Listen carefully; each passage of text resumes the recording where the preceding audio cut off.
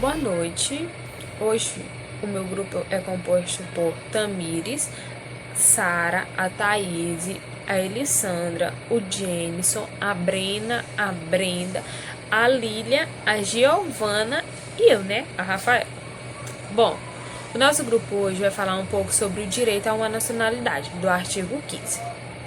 Muitos acreditam que esse é um direito absolutamente garantido até hoje, mas para 4 milhões de pessoas em todo o mundo está longe de ser uma realidade. Elas são consideradas como apátridas, ou seja, pessoas que não têm nacionalidade.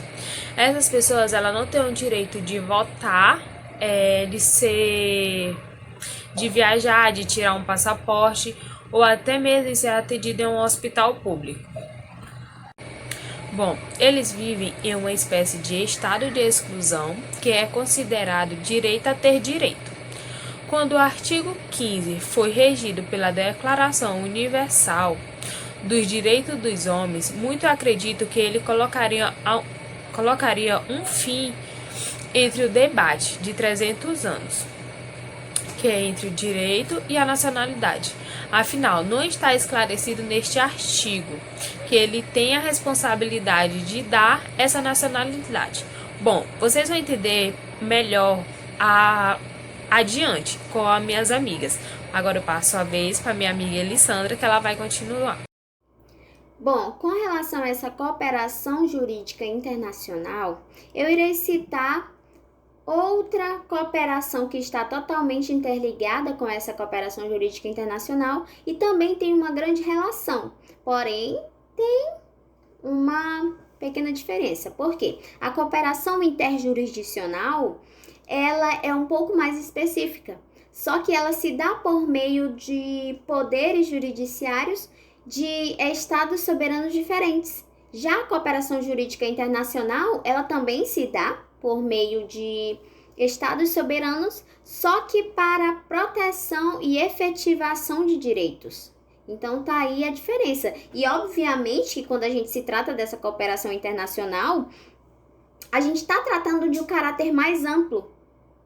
Só que também a gente vai estar se referindo à cooperação jurisdicional, certo? Isso porque o objeto de estudo do processo civil, ele é o trabalho justamente da jurisdição e também quando há uma cooperação entre esses estados diferentes para a prática de um ato processual ou jurisdicional. Entendeu? Então tá aí a grande diferença entre eles, a grande relação entre eles, na verdade. É importante falar também que há dois tipos de cooperação internacional, que no caso é a ativa e a passiva. A ativa, ela acontece quando o Brasil ele solicita um estado estrangeiro, ou seja, o Brasil ele vai requerer a prática de determinado ato para um estado estrangeiro. Já a passiva é o inverso, é quando o estado estrangeiro ele solicita ao Brasil, ele vai requerer a prática de determinado ato no Brasil, para o Brasil, a fim de que o Brasil ele possa cooperar com a prática de um ato jurisdicional que em um processo que está sendo tramitado fora daqui. Então tá aí a diferença. É muito importante observar que nos termos da caput do artigo 26, onde ele vai dizer que a base normativa da cooperação internacional são os tratados. Os tratados que são assinados por países, pelos estados soberanos, ela vai ser a base, eles vão ser a base para essa cooperação, ou seja, os tratados. E é muito importante ter isso em mente, é muito importante você saber disso, porque está no artigo 26. Eu estarei lendo aqui essa seguinte parte que é muito interessante também e está totalmente voltada com essa cooperação. Por quê? Aqui, ó. Em razão da globalização e consequente intensificação das relações internacionais, alguns países passaram a estabelecer normas de cooperação entre estados soberanos com o objetivo de ampliar e aperfeiçoar o diálogo político-jurídico entre as autoridades internacionais. Ampliar, aperfeiçoar o diálogo político-jurídico entre as autoridades internacionais. É aí que a cooperação jurídica internacional, que foi previsto no Código de Processo Civil, ele entra totalmente. Ela vai entrar aí de cabeça, porque é preciso que sejam tomadas medidas muito rápidas, até porque são é internacional, é de estado estrangeiro, é de país estrangeiro. Então, por isso é preciso um meio mais ágil, e a cooperação jurídica internacional, se encaixa totalmente aí. Na verdade, esse Código de Processo Civil, que no caso é a CPC, ele vai estabelecer regras e princípios básicos para essa cooperação, porém ele vai se inovar, ele acaba se inovando, vai criar novas regras que não estão previstas nem ali na nossa jurisdição. Então é muito importante isso, ter esse entendimento da CPC, porque é ele que vai criar as regras e os princípios que estão presentes na cooperação jurídica internacional. Eu posso chamar também essa cooperação internacional de demanda mundial, porque é um exemplo, o Lava Jato. O Lava Jato, ele precisou e precisa muito da cooperação. Isso para homologação de sentença estrangeira, certo? Para, como é que eu posso dizer? Bloqueio de bens também, ele precisa muito. E um exemplo hoje em dia que é muito comum é a deploração do sequestro de crianças. Como é que eu falo também? O tráfico internacional de órgãos, o tráfico internacional de drogas. Então, a gente pode perceber dentro disso que a cooperação, ela precisa entrar nesses seguintes meios, né, que é muito comum hoje em dia. A gente tem hoje situações, né, que precisam ser resolvidas através, né, de outra jurisdição. Então, por isso a grande importância, por isso a aplicabilidade da cooperação, por isso a criação dele, por isso esse entendimento de como ocorrem as coisas internacionais, de como ocorre uma outra jurisdição. E eu vou repetir mais uma vez, que a cooperação internacional, ela vai depender desses tratados, mas ela também vai depender de uma promessa de reciprocidade. E isso vocês vão entender mais à frente, o que é essa promessa de reciprocidade, até porque ela entra quando não se tem tratado. É a base normativa da cooperação, mas não se tem tratado para tudo. Então, vocês vão entender o que é essa promessa de reciprocidade, a homologação de sentença também, vocês irão entender mais à frente. Cooperação internacional ativa, aquela que o Brasil solicita a um Estado estrangeiro. Cooperação internacional passiva, aquela em que é solicitada por um Estado estrangeiro ao Brasil. No Brasil, os mecanismos através dos quais se pode dar cumprimento aos pedidos passivos de cooperação jurídica são a carta rogatória e o auxílio direto. É importante observar que os mecanismos de cumprimento dos pedidos de cooperação jurídica são definidos pela lei processual de cada país. Tipos de cooperação internacional. De acordo com o novo Código de Processo Civil, existem 3 tipos de cooperação internacional. A primeira é auxílio direto, que é o meio de cooperação internacional que promove o meio legal para obtenção transnacional de provas, comunicação de atos processuais, entre outros atos processuais para serem realizados em países diferentes daquele que exerce a jurisdição. A segunda é a concessão da carta rogatória. É um instrumento pelo qual o país requer o cumprimento de um ato judicial ao órgão jurisdicional de outro país, para que este o cumpra. A terceira é a homologação da sentença estrangeira, que é um processo que visa conferir a eficácia de um ato judicial estrangeiro. Muito bem, pessoal. Iremos falar um pouco da diferença entre o auxílio direto e a cooperação internacional. O auxílio direto, apesar da nomenclatura dele ser um pouco sugestiva, não há aquela comunicação direta entre o juiz brasileiro e a autoridade estrangeira, né? O pedido de cooperação internacional é encaminhada pela autoridade central estrangeira à autoridade central brasileira.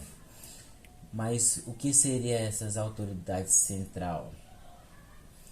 A autoridade central, ela é um órgão responsável pela boa condução da cooperação, né? E cabe a ela receber, analisar, transmitir e acompanhar o cumprimento dos pedidos de cooperação jurídica, né? O que seria essa autoridade central brasileira? A autoridade central brasileira é o Ministério da Justiça. O Ministério da Justiça, ele vai fazer uma espécie de distribuição, né, à autoridade brasileira competente. O mesmo caso ocorre no auxílio direto ativo, onde a autoridade central brasileira faz o papel de intermediadora do pedido de cooperação feita pela autoridade brasileira competente ao Estado parte estrangeiro, né? Destaca-se que em que não há a comunicação direta entre os juízes, né?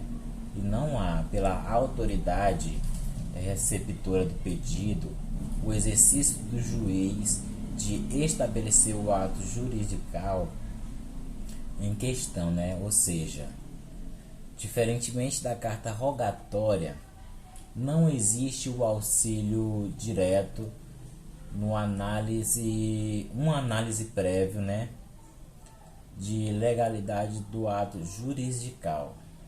A carta rogatória, instrumento tradicional de cooperação internacional, pode ser utilizada para qualquer um dos atos descritos anteriormente e, quando passiva, recebida de uma autoridade estrangeira para cumprimento, será necessariamente encaminhada pelo Ministério das Relações Exteriores ao STJ para análise do exequatur. O exequatur consiste no reconhecimento emanado do STJ de que a carta rogatória não ofende a soberania nacional, a ordem pública e a dignidade da pessoa humana, e, consequentemente, na autorização para execução sob jurisdição brasileira de atos processuais e diligências emanadas de autoridades estrangeiras.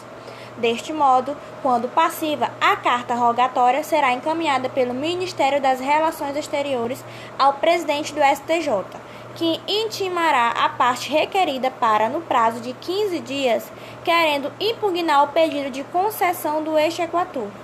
Tal impugnação poderá versar sobre a autenticidade dos documentos que acompanham a carta rogatória, a inteligência da decisão estrangeira, a ofensa à soberania nacional, à ordem pública ou à dignidade da pessoa humana. Bom, não se exige promessa de reciprocidade em caso de homologação de sentença estrangeira. Vou explicar o porquê. A cooperação internacional, ela se fundamenta em um tratado internacional, assim como a Alessandra citou no início. Não existe tratado para tudo. Se não houver o tratado, a gente irá utilizar a promessa de reciprocidade que tramita pela via democrática. Não é qualquer um que pode fazer a promessa de reciprocidade pelo Brasil. Exemplo, a Polícia Federal, até mesmo a Justiça Federal, ela utiliza dessa promessa tanto para recuperação de ativos, bloqueio de bens, investigações e etc. Porque a gente não tem tratado com todos os estados. Eu posso utilizar a promessa de reciprocidade para outros mecanismos de cooperação internacional e para a extradição de uma pessoa, mas não para a homologação de sentença estrangeira. Vamos supor que venha uma homologação de sentença estrangeira da Alemanha aqui para o Brasil. Ela vai ter que ser aprovada pelo STJ. O STJ, quando homologar a sentença estrangeira, ele não precisa verificar uma reciprocidade, ou seja, ele não precisa verificar se a mesma sentença seria homologada na Alemanha. Bom, mas o que seria essa promessa de reciprocidade citada por nossa amiga Brenda? Seria um instrumento bilateral e recíproco de caráter subsidiário, quando não tem tratado internacional com o objetivo de implementar uma cooperação internacional. A promessa de reciprocidade é de poder executivo e é um ato de soberania onde o Estado brasileiro vai negociar essa promessa. Mas quem assina esse documento, Thaís? Quem tem a capacidade de assinar este documento é o chefe de governo, o chefe de Estado, dependendo do regime. No nosso caso, temos o presidente, que ocupa as duas funções, mas internacionalmente ele é chamado de chefe de Estado, diplomata, permanente. Ou seja, quem chefia as nossas relações internacionais. Vou falar um pouco sobre tratados de cooperação. Com quem possuímos tratados de cooperação? Bom, o Brasil é parte de diversos tratados de cooperação jurídica internacional em matéria civil, sejam bilaterais, regionais ou multilaterais. Bom, dentre os últimos, se destacam aqueles negociados no âmbito da ONU, Organização das Nações Unidas, da Conferência de Haia do Direito Internacional Público, da Conferência da Haia de Direito Internacional Privado e da Organização dos Estados Americanos. Nos casos dos regionais, destaca-se o âmbito do Mercosul. Quais são os principais parceiros do Brasil na cooperação jurídica internacional?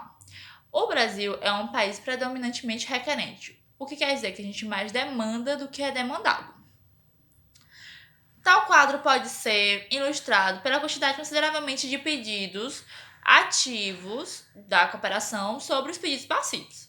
Por essa razão, e principalmente porque precisamos cumprir os compromissos assumidos pelos tratados, o país precisa empregar seus melhores esforços, na execução dos pedidos de cooperação jurídico recebidos do exterior. Os principais países destinatários dos pedidos brasileiros são Estados Unidos, Portugal, Argentina e Japão. Nos quesitos matéria civil, comercial e trabalhista, são os mesmos países como os principais parceiros do Brasil.